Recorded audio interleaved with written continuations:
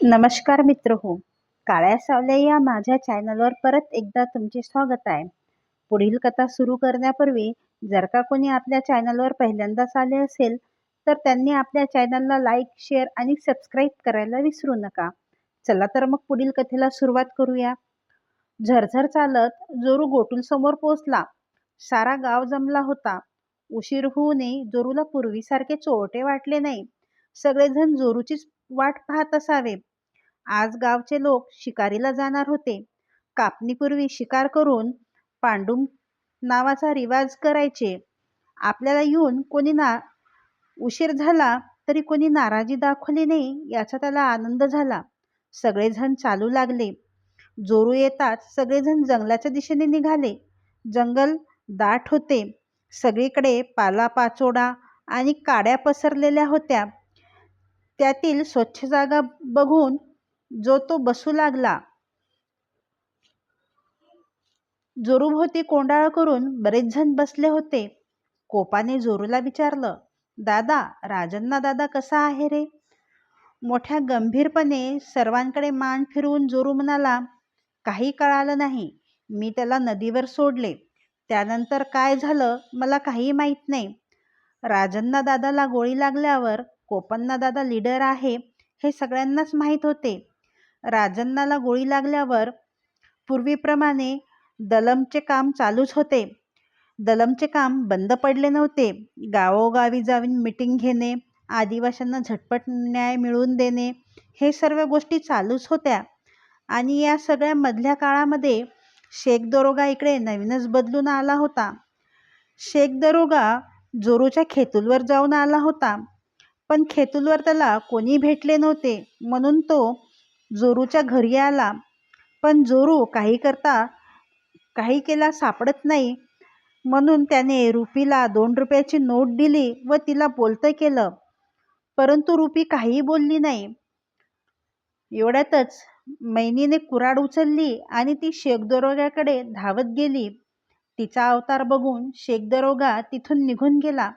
राजन्ना दादाला गोळी लागल्यावरही तो पोलिसांना सापडला नाही. पोलिसांनी एक कुत्रा आणला होता. तो बकरी एवढा उंच होता. त्याला शेपूट नव्हती. जमिनीचा तो वास घेत होता. तो समोर धावत होता व मागे पोलीस धावत होते. जोरूलच्या खेतूलपर्यंत तो कुत्रा आला होता म्हणून जोरूच्या बायकोची चौकशी करण्यासाठी ते जोरूच्या घरी गेले होते. तिथून ते लंबडीच्या घराकडे गेले. निरोप सांगणारा लंबडीच्या घरातून निघाला व कंबरभर पाण्यातून नाला पार करून गेला होता. कुत्रे तिथेच थांबले. कोणी न सापडल्याने शेवटी लंबडीला दरोग्याने पकडून नेले. आज जोरूच्या शब्दाला सगळा गाव मान देत होता. राजन्ना दादाला नदी पार करण्यात त्याचा महत्त्वाचा वाटा होता.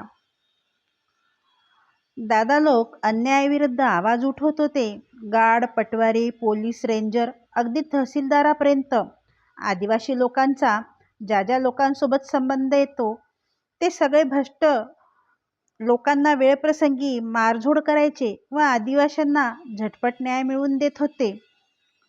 आदिवाशाजवळ शस्त्र नव्हते. लिहिणं वाचणं ते तर फारच दूरची गोष्ट होती. गांधी जिल्ह्यात मर्डर केसमध्ये पैसे खाऊन पुरावे नष्ट केल्याने शेख दरोग्याला शिक्षा म्हणून इकडे फेकले होते. कोणती घटना घडली की पोलीस 4 दिवसांनी फौजफाटा त्या ठिकाणी घेऊन येत होता. पोलीस चौकी, SRP कंपनी गावात काही दिवस राहत होती. नक्षलवादी शेजारच्या आंध्र व मध्य प्रदेशात पळून गेले की ही बातमी पोलीसवाले पेपरवाल्यांना देत. शेख दरोग्याला काही करून या भागातून बदली हवी होती. त्याला इथे राहायचे नव्हते. पैसे खाणे तर अवघडच होते. त्याचबरोबर जीवाला धोका होता. एका अधिकाऱ्याने त्याला सांगितले होते, एका नक्षलवाद्याला मार नाहीतर जिवंत पकडून दे, मी तुझी बदली करतो. यावर शेख दरोगा जिद्दीला पेटला होता. त्याने जंग पछाडले. गावकऱ्यांना लुटले, त्रास दिला, मारलं. परंतु नक्षलवाद्याचा पत्ता लागला नाही. कोलमपेंडूरला नक्षलवाद्यांनी मीटिंग भरवली आहे ही गोष्ट दरोग्याला दुसऱ्याकडूनच माहीत झाली होती आणि त्यातच राजन्ना दादाच्या छातीला गोळी लागली होती. पेपर मिलमधील ज्या व्यक्तीचे नाव घेतले जात होती तो बोटी होता. राजन्ना वाचला व मोठ्या हिमतीने माड्या लोकांनी त्याला नदी पार करून आंध्रामध्ये पोचून दिले होते. गाववाल्यांना त्रास दिला, परंतु त्यांना काहीच हाती लागले नाही. राजन्ना दादाचे रक्त फक्त मातीत पडले होते. शेख दरोगा बोटीला घेऊन फिरत असे. तो जिकडे जाईल तिकडे बोटीला आपल्या जीपमध्ये बसून घेऊन जायचा, म्हणून सगळ्यांचा राग बोटीवर होता. आज न उद्या हा बोटी पकडल्या जाणार आणि मग याचे काय होणार, असाच विचार प्रत्येक गावकरी करत असे. जोरू झपझप चालला होता. या भागात तो पूर्वी कधीही आला नव्हता. तो एकटाच होता. सोबतीला कुऱ्हाड होते. कोणाची भीती त्याला आता वाटत नव्हती. जोरू आता चांगला धीर झाला होता. आपल्याला कशासाठी बोलवले आहे हे त्याला कळत नव्हते. दुपारची वेळ होती. रस्त्यावर कोणीही नव्हते. गावात जाणारा मुख्य रस्ता त्याने सोडला व तो शेतीकडे वळाला. समोरून 10-12 वर्षाचा मुलगा येताना दिसला. अंगात फाटका शर्ट व लंगोटी होती. त्याच्याकडे पाहत जोरूने विचारले, पेका पुसुना भीमी बद बाजूमता.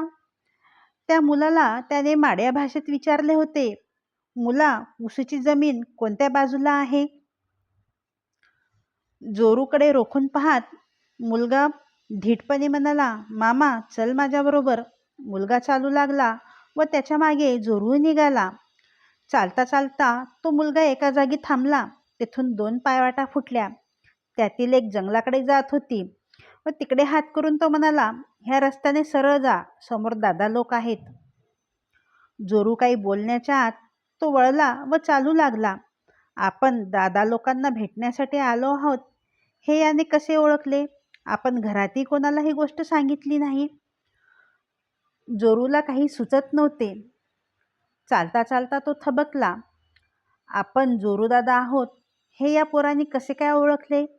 जोरूची छाती भरून आली. आजकाल आपल्याला सगळे दादा म्हणून ओळखतात, यामुळे त्याला जरा जास्तच आनंद झाला. लांबवर कोणी दिसत नव्हते. बाजूला जंगल सुरू झाले होते. शेतीच्या टोकाकडील झोपडीतून धूर येत होता.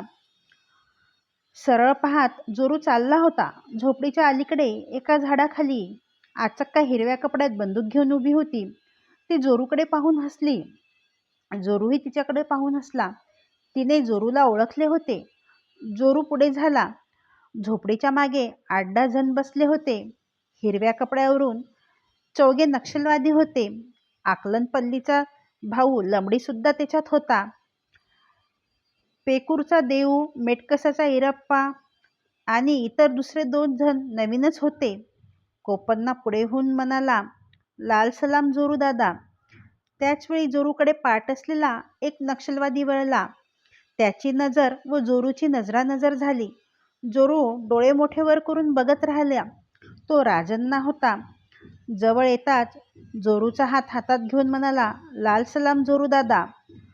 माड्या भाषेत तो बोलला. राजन्ना दादाला बघून जोरूच्या तोंडून आनंदाने आश्चर्याचा एकही शब्द फुटला नव्हता.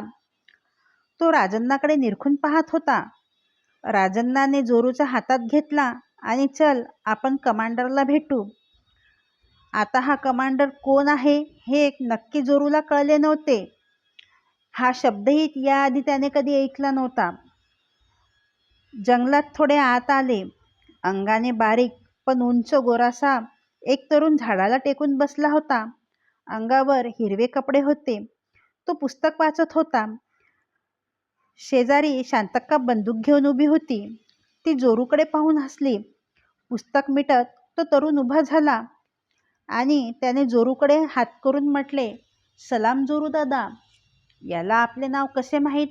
आपण ते याआधी याला कधी भेटलो पण नाही. जोरू आश्चर्याने त्याच्याकडे बघत होता. त्याने जोरूच्या खांद्यावर हात ठेवला. जोरू दादा, हा आपला कमांडर सोमती. राजन्ना म्हणाला. सोमती जोरूसोबत बोलत होता. बाकी सारे काही न बोलता काम करत होते. सगळ्यांची तिथून निघण्याची तयारी सुरू होती. जोरू विचार करत होता, आता कुठे जायचे आहे हे आता आणखी काय नवीन. वायरे जोरू दादा, कोपन्नाने माड्या भाषेत जोरूला चल म्हटले व ते निघाले. ते एका घरासमोर जाऊन उभे राहिले. कोपन्ना घराच्या अंगणात आला व त्याने मोठ्याने हाक मारली, बोटी ओ बोटी. आतून एक पोरगी बाहेर आली. ती बोटीची बहीण असावी. तिचा चेहरा भेदरला होती.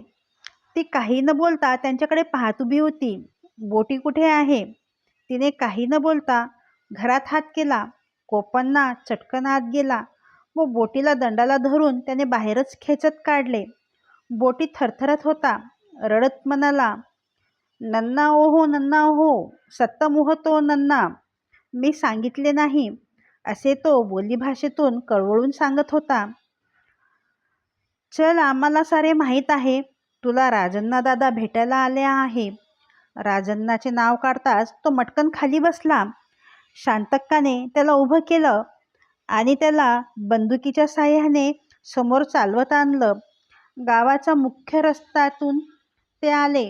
गावातून घराघरातून बायका मुले घाबरलेल्या नजरेने बघत होते. कुठे कसलाही आवाज नव्हता. ते गावातील मुख्य चौकात गोटूल समोर आले. राजन्ना हसत गोटूलमधून बाहेर आला. बोटू रडू लागला. सोमती बाजूला उभा होता. बोटी कसे मारते तुला माहीत आहे का? राजन्ना डोळ्याची पापणी न हलविता एकटक नजरेने बोटीकडे पाहत म्हणाला. जोरू सोमतीपाशी उभा राहून सर्व काही बघत होता. त्याने नजर चोफेर फिरवली. गावात बरेच जण तिथे आवाज न करता येऊन उभे राहिले होते. कोणी काही हालचाल करत नव्हते. रस्त्यावरून एक माड्या तरुण ओढत येऊ लागला होता. चेहऱ्यावरून तो बोटीचा भाऊ असावा. माझ्या भावाला मारू नका, त्याची चूक झाली आहे, मारू नका, असे तो म्हणून गयावया करू लागला व त्यांच्या पायाजवळ पडला. सोमतीच्या कपाळावर अठी पडली. सोमतीने बोटीला 4-5 ठोसे मारून समज देऊन सोडून दिले. राजन्ना बंदूक घेऊन पुढे आला व त्याने बंदुकीचे 4-5 फटके मारले व त्याच्या पायाच्या गुडघ्यावर मारून पाय मोडला आणि राजन्ना म्हणाला, यानंतर जर अशी चूक झाली तर प्राणाला मुकावे लागेल, यापेक्षाही वाईट होईल. एवढं सर्वजण बोलून सगळे चालते झाले. सोमती चालू लागला. त्याने खुनेनेच जोरूला सोबत चल म्हटले. राजन्ना व कोपन्ना इतर वेगळ्या दिशेला चालत गेले. गावचा रस्ता संपला. सोमती जंगलात शिरला व विरुद्ध दिशेने चालू लागला. जंगल दाट होते. जोरू सोमतीच्या पावलावर पाऊल टाकून चालू लागला. बराच वेळ ते सारे चालत होते. बाजूने कसला तरी आवाज झाला. जोरूने बाजूला पाहिले. राजन्ना व इतर सारे येत होते. सारे एकत्र आले, पण कोणी काही बोलले नाही. ते वेगाने चालू लागले. त्यांच्याबरोबर जोरूला चालणे कठीण जात होते आणि आता सगळेजण गावाच्या रस्त्यावर आले होते. जोरूने हात हलवून सगळ्यांचा निरोप घेतला आणि जोरू अंधार पडण्याच्या आधी आपल्या गावचा रस्ता धरून चालू लागला. मित्रहो, आज पुरतं एवढंच. उर्वरित पुढील भागात. आणि तुम्हाला आजची कथा कशी वाटली तर कमेंट बॉक्समध्ये नक्की सांगा. धन्यवाद.